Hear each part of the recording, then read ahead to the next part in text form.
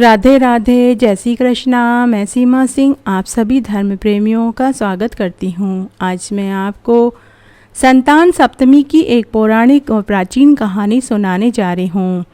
भाद्रवा शुक्ल सप्तमी को यह व्रत किया जाता है। इस व्रत को करने से संतान की प्राप्ति होती है, संतान की रक्षा होती है और पुत्र की आयु दीर्घ होती है।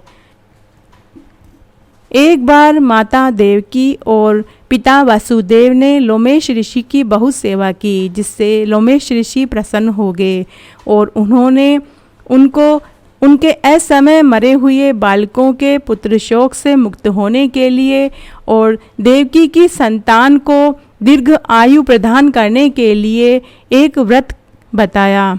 इसे मुक्ताभरण व्रत भी कहते हैं।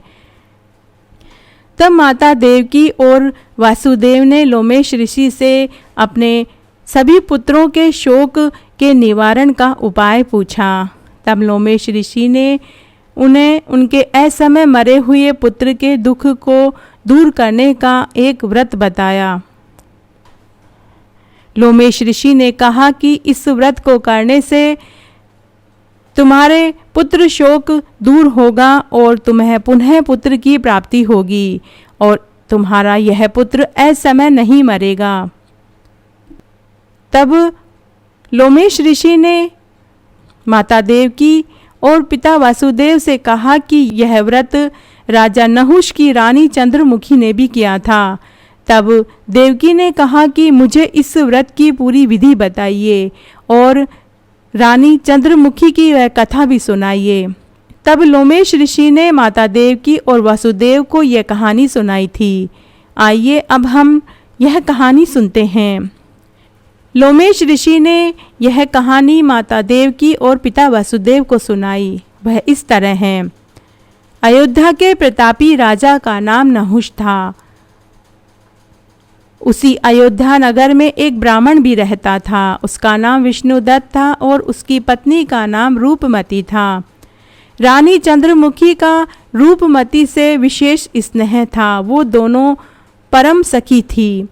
तब एक दिन ये दोनों सखियां सरयू नदी के तट पर स्नान करने के लिए गई। वहां पर नगर की अन्य स्त्रियां भी स्नान कर रही थी। वे मंडल बनाकर शिव और पार्वती जी की मूर्ति बनाकर विधि विधान से शिव और पार्वती जी की पूजा कर रही थी और कहानी सुन रही थी। पूजा में वे शिव जी के नाम का डोरा लेकर अपने हाथों में बांधकर संकल्प कर रही थी कि वे उम्र भर तक यह व्रत करेंगी। तब उन दोनों सखियों ने उन स्त्रियों से इस व्रत के बारे में पूछा कि यह व्रत किस चीज़ का है और इस व्रत को करने से क्या फल मिलता है। तब उन स्त्रियों ने इस व्रत की पूरी विधि बताई और कहा कि यह व्रत संतान की प्राप्ति, पुत्र की रक्षा के लिए किया जाता है। इसे मुक्ताभरण व्रत भी कहते हैं। तब उन दोनों सखियों ने भी उनकी बताई विधि से मंडल बनाकर मिट्टी के शिव और पार्वती जी बनाए और शिव जी के नाम का डोरा बांधकर जीवन भर व्रत करने का संकल्प लिया। किंतु घर आकर व्रत करना भूल गई, जिसके परिणाम स्वरूप उनकी मृत्यु हो गई। मृत्यु के पश्चात रानी तो वानरी बनी और ब्राह्मण रूपमती मुर्गी की योनि में पैदा हुई। कालांतर तक वे इसी पशु योनि को भुगतती रही और फिर पुनः वापस मनुष्य योनि में पैदा हुई। तब रानी चंद्रमुखी राजा पृथ्वीनाथ की रानी बनी और रूपमती एक ब्राह्मण के घर जन्म लिया। इस जन्म में रानी का नाम ईश्वरी था और ब्राह्मण पुत्री का नाम भूषणा था। भूषणा का विवाह उसी राजा के राजपुरोहित अग्निमुख के साथ हुआ। इस जन्म में भी वो दोनों सहेलियां बन गई। भूषणा को इस जन्म में पूर्व जन्म में किया हुआ संकल्प याद आ गया और वह विवाह के बाद इस व्रत को करने लगी। इस व्रत के प्रभाव से उसे सुंदर, सुयोग्य और दीर्घायु 8 पुत्र पैदा हुए। परंतु रानी ईश्वरी को इस जन्म में भी संकल्प याद नहीं आया, तो उन्हें बहुत वर्षों के बाद एक गूंगा बहरा लंगड़ा पुत्र पैदा हुआ, परंतु वह भी 9 वर्ष की कम आयु पाकर ही मर गया।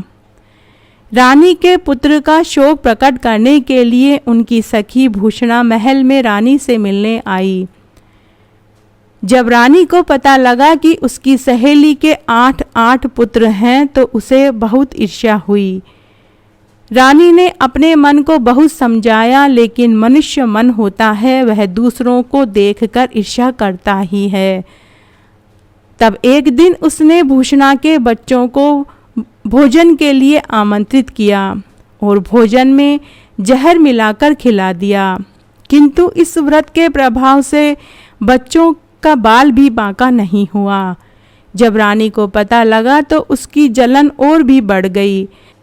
तब रानी ईश्वरी ने नौकरों को आदेश देकर उन बच्चों को यमुना नदी में धक्का दिलवा दिया, परंतु फिर भी वे बच्चे नहीं मरे। अब तो रानी का क्रोध 7वें आसमान पर चढ़ गया। उसने बच्चों को जल्लादों के हवाले कर दिया और उन्हें कत्ल करने का आदेश दिया।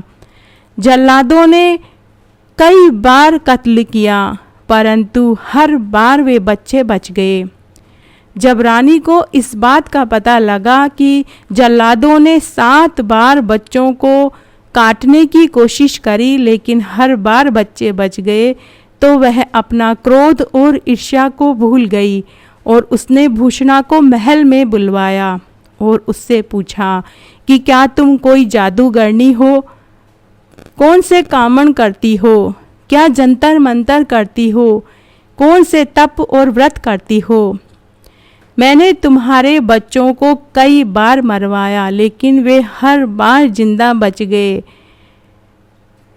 रानी ने भूषणा को पूरी सच्चाई बताई।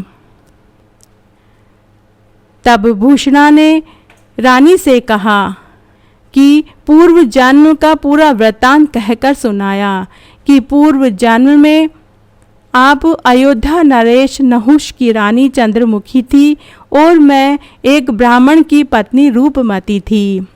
हम दोनों ने यमुना के किनारे कुछ स्त्रियों को व्रत और पूजा करते देखा, डोरा बांधते हुए देखा, तो हमने भी उम्र भर संतान सप्तमी व्रत का संकल्प लिया था, परंतु संयोगवश हम दोनों ही वो व्रत करना भूल गए, जिसके फलस्वरूप हमें कई जन्मों तक पशु योनि में जन्म मिला और कई जन्मों तक पशु योनि के बाद हमें इस जन्म में मनुष्य योनि में जन्म मिला। संयोगवश मुझे वह व्रत वाला संकल्प याद रहा और तुम भूल गई। मैं विधि विधान से वह व्रत करती रही। उसी व्रत के प्रताप से मुझे 8 बच्चे पैदा हुए और उसी व्रत के प्रताप से मेरे बच्चों की जीवन की रक्षा भी हुई। तब रानी ईश्वरी ने बार बार अपनी सखी से क्षमा मांगी और फिर उस व्रत की विधि को पूछा। संतान सुख देने वाले, कष्टों से मुक्त करने वाले उस मुक्ता भरण व्रत की पूरी विधि पूछने के बाद रानी ने भी संतान सप्तमी व्रत किया। उस व्रत से उसे एक सुंदर सुयोग्य दीर्घायु पुत्र पैदा हुआ और वह प्रतापी राजा बना। तो हे संतान सप्तमी माता, जैसा सुख आपने उस ब्राह्मणी को दिया वैसा सबको देना, कहानी कहने वाले को, सुनने वाले को और हुक्कारा भरने वाले को। घटती हो तो पूरी हो, पूरी हो तो परवान चढ़े, भूले बिसरे नाम तेरे भंडार में भरे। धन्यवाद।